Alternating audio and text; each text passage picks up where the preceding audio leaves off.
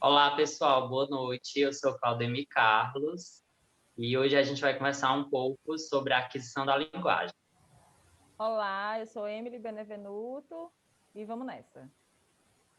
Oi, pessoal, boa noite. Eu sou Delmara Oliveira e hoje a gente vai dar continuidade com os nossos estudos sobre a aquisição da linguagem. Boa noite, eu sou a Laísa Morim e a gente vai aprofundar mais um pouco o nosso conteúdo hoje, né? Falando um pouco mais aí sobre a aquisição da linguagem. Lá vamos nós.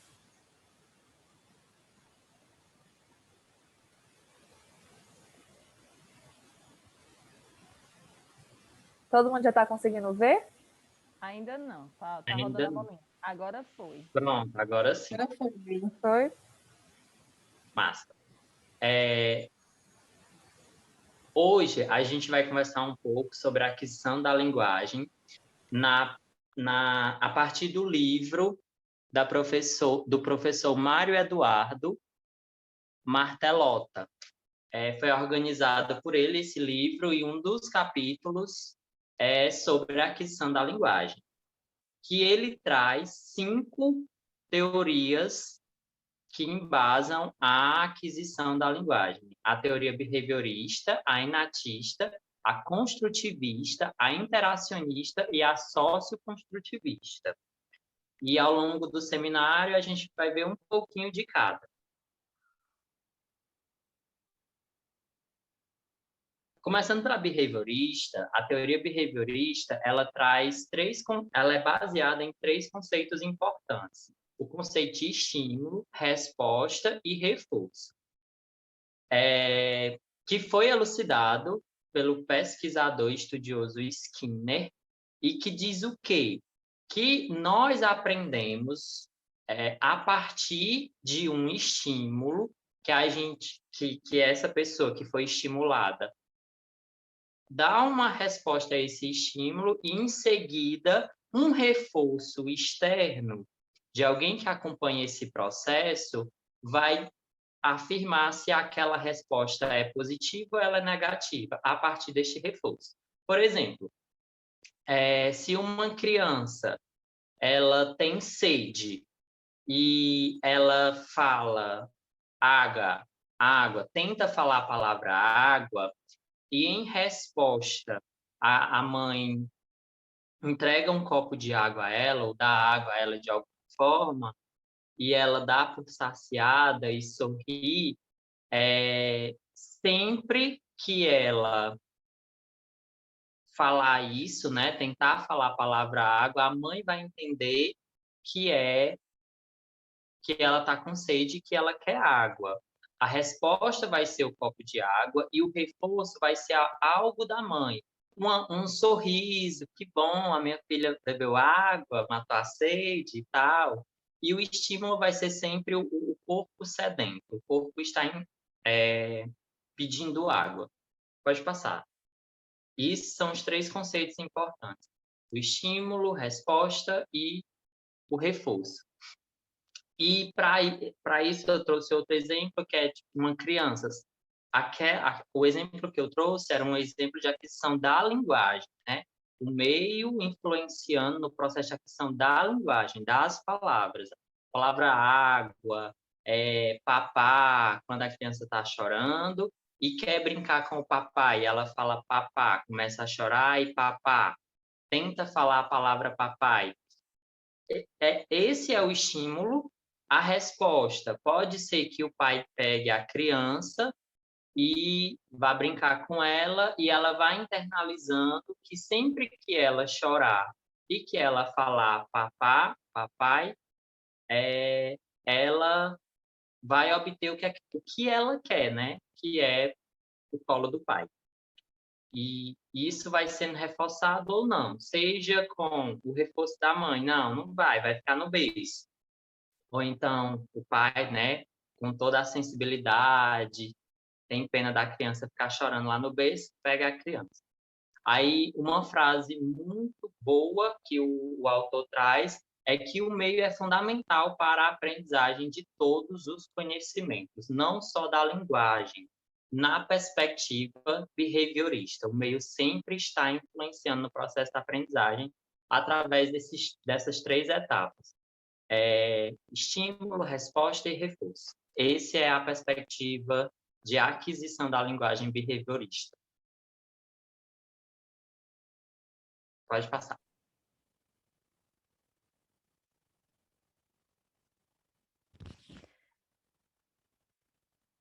Agora, o construtivismo ficou com quem? Com a Del? Gente, pela ordem, seria o Gente, seu, eu hein? não mudei. Então, pode passar para frente, Laís, porque agora a gente vai para o inatismo. Se você quiser, eu mudo agora e mando o link rapidinho. É porque... Ai, que droga. Não, tá tudo bem, gente. Eu acho que Tá dá certo, certo. a gente Passa continua. Passa mais uma vez, Laís, que ainda não é inatismo, não. Pronto. Aqui? Pronto, agora a gente vai entrar no inatismo. Bom, a hipótese inatista, ela surgiu... Vocês estão me ouvindo direitinho? Ok, eu ouvi o joinha, massa. Bom, a hipótese do inatismo surgiu a partir de uma crítica à ideia behaviorista, cujo foco de aquisição da linguagem está no meio em que a criança está inserida. É como se o meio fornecesse à criança o material linguístico que ela vai, enfim, utilizar durante a vida. É criticando isso que o inatismo surge. A partir do Noam Chomsky, como a gente está vendo aí no slide, lá em meados do século XX, acho que década de 50, mais ou menos 1957, Emily? ele vai... Oi, tá dando para me ouvir? Oi, tá me ouvindo? Emily, tá um pouco baixo para mim. E para Laís e para o Claudemir? Aqui tá ok, tá normal. Tá ok, né? Tá. Tá ok, né? Pronto. Ok, desculpa. Eu vou ficar segurando aqui, porque pode ser melhor. Bom, e aí o Chomsky, ele vai criticar o behaviorismo em que sentido? Ele diz, não é o meio que vai fornecer para a criança o material linguístico que ela vai utilizar.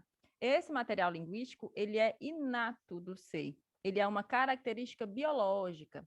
A faculdade da linguagem, ela é uma matriz biológica do ser, né? E isso está muito ligado à ideia da criatividade humana. Então, nesse sentido, o foco sai do meio e vem para uma ideia inata, biológica, e daí o nome hipótese do inatismo. Bom, e aí a ideia gerativista, né?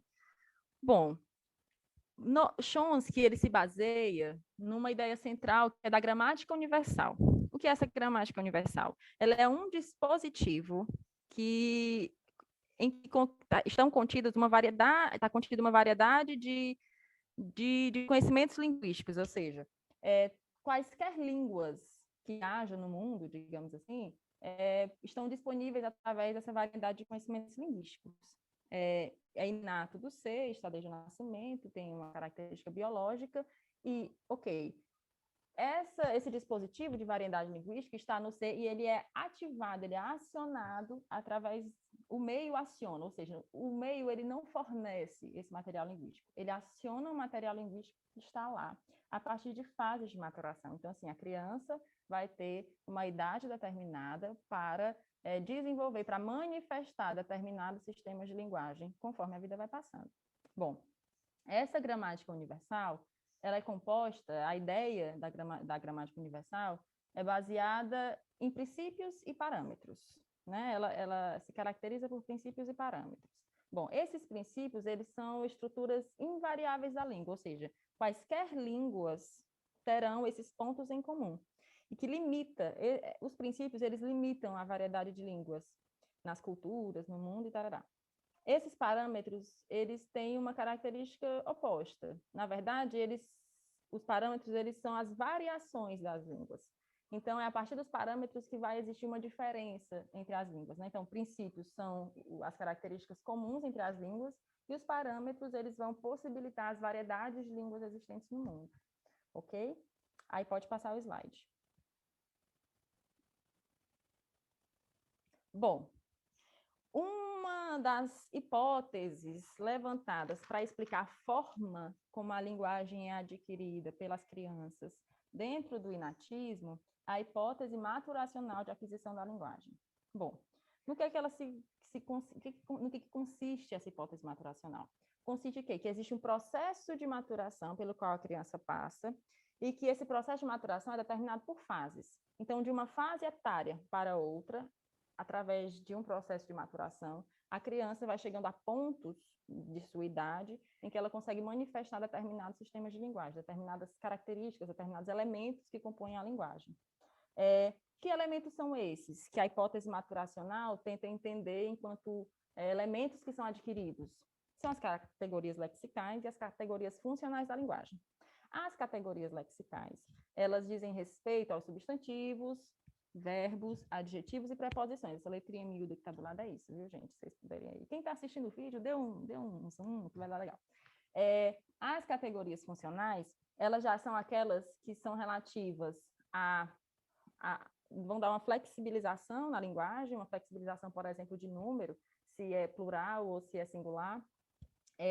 Vão ser determinantes, por exemplo, os artigos, que dizem se é o ou a, é o tomate, a porta, por exemplo. E também aquelas que são complementares, como, por exemplo, os advérbios, que através dos advérbios a gente vai entender como algo aconteceu, a forma como algo acontece. Então, as categorias lexicais são substantivos, verbos, adjetivos, preposições. As categorias funcionais são essas outras que complementam, flexibilizam e determinam as combinações da linguagem. Bom, para o Redford, que é quem desenvolveu a hipótese maturacional, as categorias lexicais elas aparecem antes das categorias funcionais, né? Conforme o processo de maturação que a gente vai ver já no slide. E o que ele entende como aquisição? Ele entende que a criança ela adquiriu a linguagem quando ela consegue utilizar todo esse arcabouço linguístico de maneira sistemática, seletiva e contrastiva. O que isso significa? Que a criança ela vai conseguir, conscientemente, digamos assim, selecionar as palavras de forma que ela vai conseguir indicar o contraste, por exemplo, de número. Ela vai conseguir indicar se é a irmã ou as irmãs, né? Ela vai conseguir fazer esse contraste de gênero, por exemplo, se é a menina ou o menino. E ela vai fazer isso, ela vai conseguir selecionar as palavras para desenvolver esses contrastes na língua de modo sistemático, ou seja, de modo repetitivo. Ela vai fazer disso um uso cotidiano dela. Se a criança conseguir fazer isso uma vez e depois não conseguir mais, significa que ela não adquiriu ainda, porque ela não usa de maneira sistemática, isso não está inserida de maneira efetiva no cotidiano de fala da criança. Então, é isso. A aquisição ela é repetitiva, ela é sistemática, a criança consegue selecionar bem as palavras para indicar os contrastes do cotidiano. Pode passar. Pronto. Isso aí é para a gente entender as fases de maturação. Foi desenvolvido por Redford, como a gente viu, né, no slide passado, e a gente vai falar aí de 4 fases. Essas 4 fases, essa fase A é uma indicação, não tem como dizer etária, porque não é de um desenvolvimento tão grande, mas é de meses da criança. A fase A, porque infelizmente eu não coloquei no slide, mas a fase A é de 0 a 12 meses da criança, ou seja, até 1 ano de idade. A fase B é de 12 a 18 meses, tá? Ou seja, até 1 ano e meio, né? De 1 ano a 1 ano e meio. A fase C é de 18 a 24 meses, de 1 ano e meio a 2 anos. E a fase D é de 24 meses a 30 meses, ou seja, 2 anos, 2 anos e meio. Essas são as fases de maturação. Então, entre uma fase etária, não sei como é que se faz, de meses, né? Entre uns meses e outros meses, a criança passa por um processo de maturação para ir adquirindo. Bom, vou tentar agilizar mais aqui. A fase A é a fase pré-linguística. O que isso significa? Significa que não tem nenhuma manifestação linguística da linguagem. A criança ela vai se expressar através de gestos e balbúcios. Ela ainda não desenvolveu, nessa fase, de 0 a 12 meses, ainda não chegou num ponto, numa idade, numa maturação biológica que permita que ela desenvolva, que ela expresse palavras, léxicos, que tem algum sentido, por exemplo. Ela vai se comunicar através de gestos e balbúcios. A fase B, que é de 12 a 18 meses, que é de 1 ano a 1 ano e meio, é a fase de uma palavra, sentenças com apenas uma palavra, e a categorial. O que é que significa? Que não há combinações entre as unidades da linguagem. Significa que ela não forma sintagmas, né? Que em Linguística 1 a gente está aprendendo sobre sintagma também, que são as combinações das unidades linguísticas. Então, assim, na fase B, a criança ela expressa sentenças curtas, né? Sentenças com uma palavra só, nem sentença curta, porque sentença curta é fase C. Na fase B, ela expressa uma palavra e ela não faz combinações entre as unidades linguísticas, né? Então, ela ainda não está na categoria nem lexical, expressamente, e ainda não está na categoria funcional também, né? Então, na fase C, aí mais um processo de maturação, a gente está vendo essa linhazinha, na fase C, que é a multivocabular inicial, vai de 18 meses a 24 meses da criança, né? E aí a gente está vendo aí, desenvolvimento temático lexical, não há ainda categorias funcionais. O que é que isso significa? A criança, ela já vai conseguir expressar vocábulos, aquelas características gramaticais que estão inclusas nas categorias lexicais, substantivo, verbo, adjetivo, acho que é preposição, é isso. Substantivo, verbo, adjetivo, preposição. Ela vai conseguir começar a manifestar essas categorias. Agora, ela ainda é de maneira curta. Agora sim, as sentenças curtas, né? Ela não vai conseguir ainda fazer elos entre sentenças, justamente porque esses elos, eles são mais eles são disponíveis a partir das características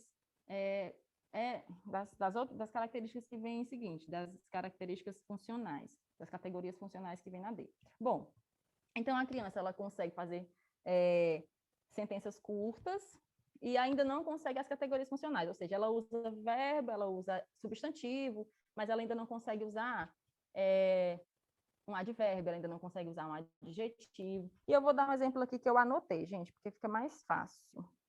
Será que eu anotei o exemplo? Ai, ai, ai.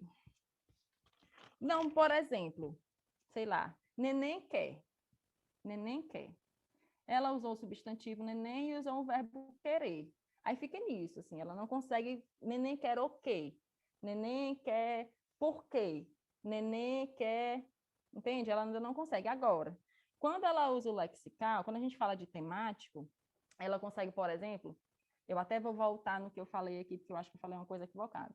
Ela consegue, por exemplo, quando a gente fala de temático, é porque ela consegue falar quem, que é, por exemplo, neném, como, onde, é isso que o temático é, como se ela consegue, minimamente, ela consegue trazer a expressão dela para alguma situação, né? Ainda sem fazer grandes elos, sem desenvolver de uma maneira mais complexa, digamos assim. E aí, depois disso, a gente vem na fase D, que é a multivocabular tardia, que é de 24 a 30 meses da criança. Ela já tem a presença dos sistemas funcionais e domínio dos elementos lexicais.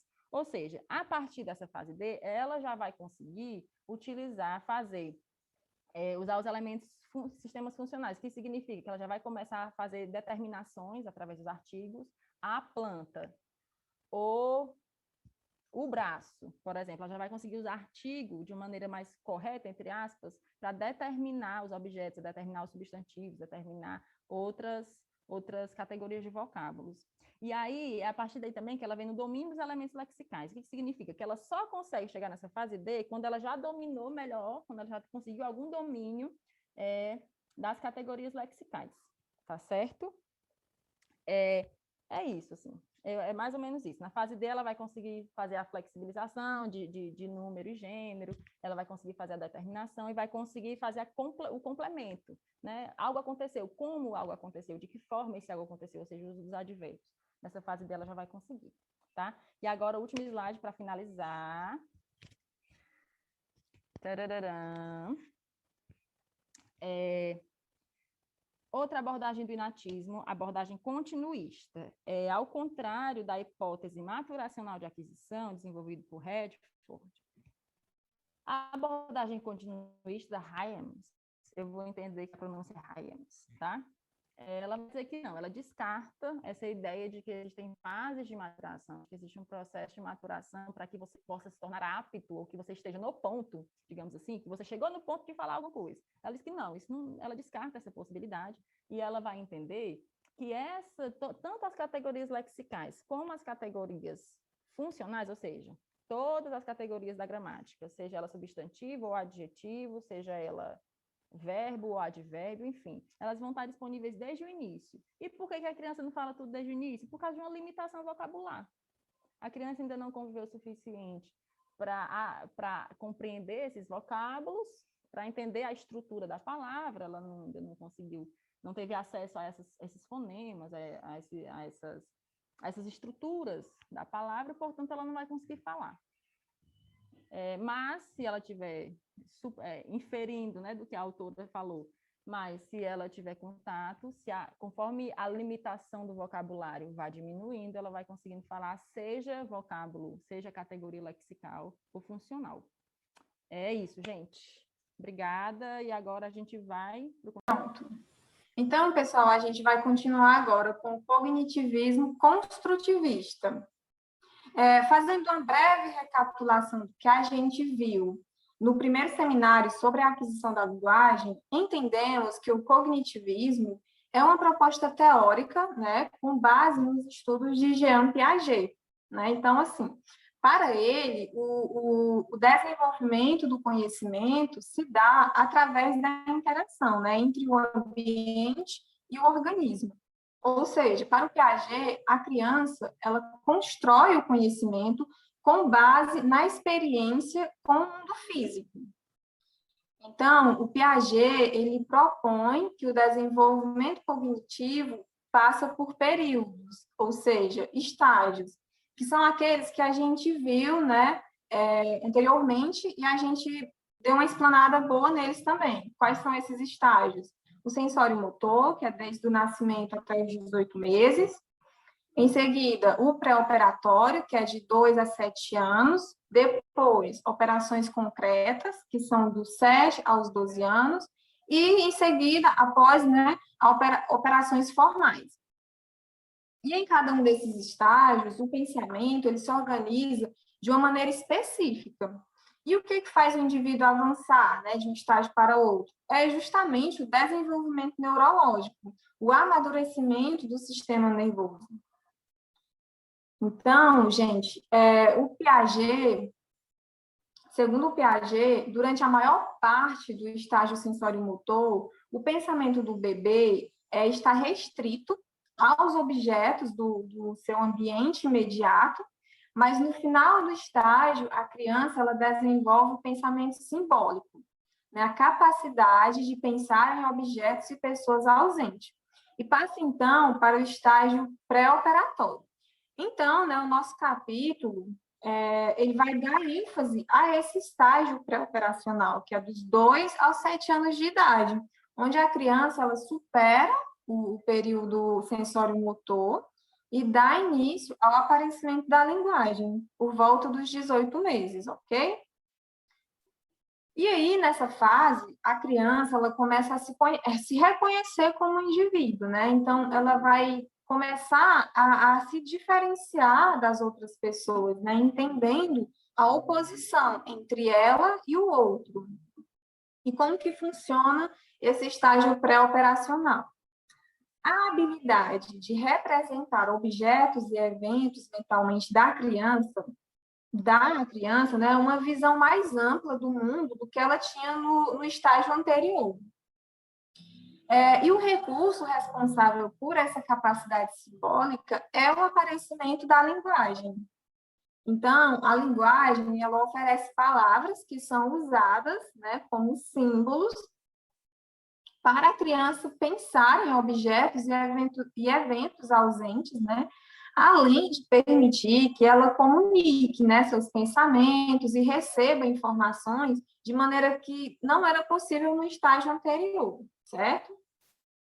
E aí, nesse estágio também, as crianças elas tendem a confundir fenômenos psicológicos, como, por exemplo, quando ela está naquela fase de acreditar que existem monstros escondidos debaixo da cama, né? E nesse estágio também, a criança ela exibe o que o autor chama de egocentrismo, né? Que é a incapacidade de ver situações pelo ponto de vista de outras pessoas. Então, por isso, o Piaget ele considerava a interação social tão importante, né, para o desenvolvimento cognitivo. Só a interação social repetida permitiria que a criança ela percebesse, né, que o seu ponto de vista não é o único que existe. Então, o que a gente compreende, né, com essas informações? Que a criança, que quando a criança chega a esse estágio cognitivo, começa o desenvolvimento conhecimento da linguagem, a qual é entendida por Piaget como um sistema simbólico de representações. Então, dessa forma, o conhecimento linguístico não seria inato, mas sim desenvolvido através da interação entre a criança e o mundo. E sobre o interacionismo social, vamos entender um pouquinho, é uma outra proposta não inatista. E aí, no primeiro seminário, né, a gente também extraiu conhecimento sobre o interacionismo, né, que é uma proposta teórica baseada nos estudos de Vygotsky, né, onde ele vai dar ênfase à função social da fala, e propõe, né, 4 estágios no desenvolvimento das operações mentais. E quais são os estágios? Né? O natural ou primitivo, a psicologia ingênua, signos exteriores e crescimento interior. Mas, né, no capítulo de hoje, a gente vai discorrer mais sobre o desenvolvimento da linguagem e do pensamento com base na interação, né, entre os indivíduos.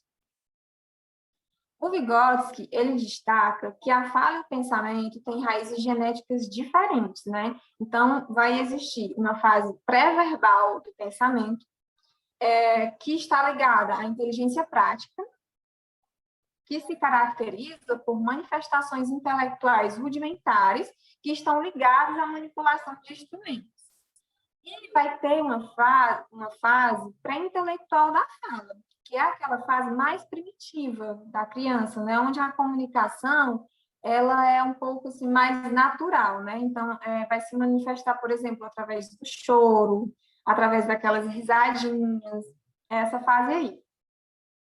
E aí, por volta dos 2 anos, a fala e o pensamento, elas se unem e dão início ao comportamento verbal, né? Então, a fala, ela vai servir ao intelecto a partir de agora, né? E os pensamentos, eles vão ser verbalizados a partir daí. Então, nessa fase, a criança, ela fala sozinha, ela desenha, ela começa a desenvolver outras tarefas. Então, pessoal, para Vygotsky, é nessa troca comunicativa entre a criança e o adulto que a linguagem e o pensamento são desenvolvidos. E essas estruturas construídas socialmente são internalizadas à medida que a criança vai crescendo.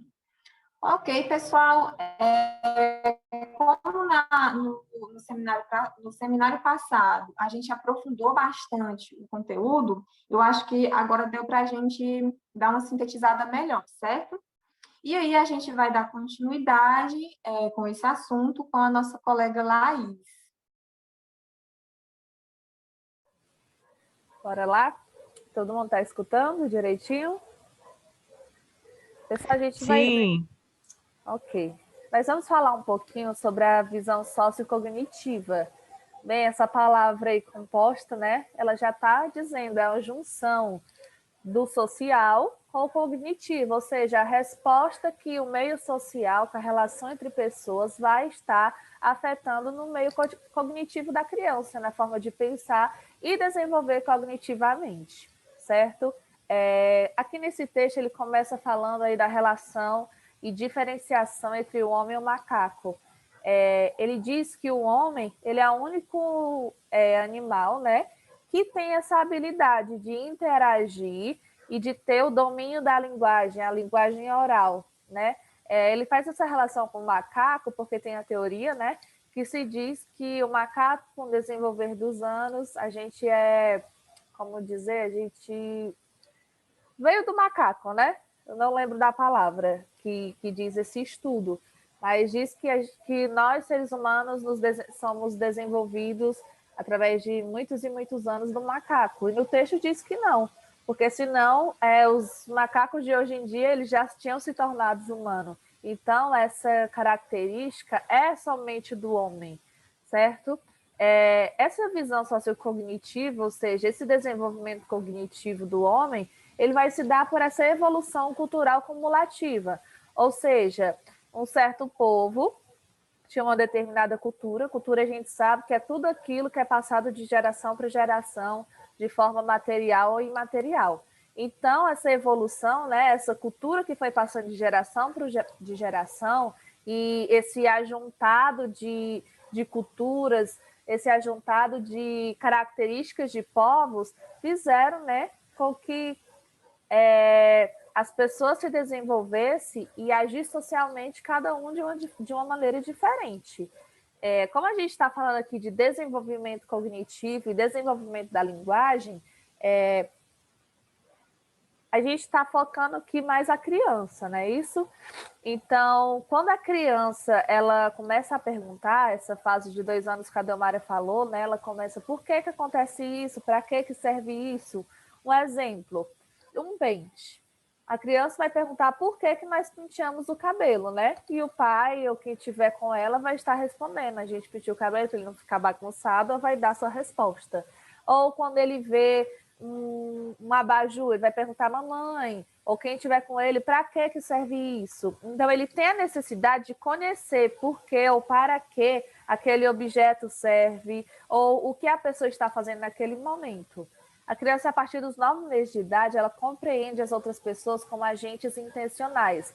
Ou seja, a partir do convívio, da interação oral e da interação através de gestos também, ou apenas de estar observando o outro, ela consegue aprender, certo? Como a Emily falou, a criança, ela não, assim que aprende a falar, ela já não tem essa estrutura fonética e essa estrutura de formação de frases, assim como nós adultos. Ela não tem essa linguagem como nós já adquirimos, né? Ela vai adquirindo parte por parte. E essa cena de atenção compartilhada é quando a criança ela observa o que os pais fazem e ela repete, ou ela observa quem está com ela faz e ela repete também. Então, essa imitação por reversão de papel, ou seja, ela está repetindo o que ela viu, é onde vai fazer com que ela compreenda para que serve aquela atitude. Por exemplo, a gente vê muitas vezes a criança vê a mãe dela cozinhando, não é isso? E dando a comida na boca dela. Quando você vai ver aquela criança brincando com a boneca, você vai ver ela fazendo a mesma coisa, pegando, fazendo a comidinha, né, fingindo que é a mãe da boneca e dando a comida na boca. Então, isso que a cena de atenção compartilhada, ou seja, ela vê e faz essa imitação por reversão de papel, ela repete aquilo que viu. E, portanto, ela repetir, está ali tendo essa interação com o meio dela, com os pais, com a família, com as pessoas, ela vai estar aprendendo qual a função daquilo, certo? Do que ela fala e das ações que fazem também. Então, para finalizar aqui o capítulo, alguém tem mais alguma coisa para acrescentar? A questão sociocognitiva. Então, para finalizar aqui o capítulo, o autor ele fala que ainda tem muitos aspectos a serem estudados com relação à aquisição da linguagem e também sobre a visão sociocognitiva, porque cada estudiosos, né, cada um dos estudiosos tem uma concepção diferente e que não existe uma teoria certa, mas sim teorias que são analisadas, são estudadas e a partir daí as pessoas vão encaixando as peças onde uma complementa a outra. Uma coisa que é verdade hoje, amanhã já não pode ser, com outra descoberta que eles fazem. Então, os estudos nunca acabam, certo? Esse estudo sobre o desenvolvimento do ser humano vai ser algo sempre que vai tá dando continuidade, cada um vai ter uma visão sobre algum aspecto e adicionando aí conhecimento sobre ele, ok? Então, nós finalizamos aqui. Muito obrigada pela atenção, certo? Obrigada pela atenção de todos. A gente vai finalizar. Viu? Boa noite, professora. Boa noite a todos. Boa noite a todo mundo, a todos os telespectadores. Foi um prazer, viu, estar com vocês. Tchau.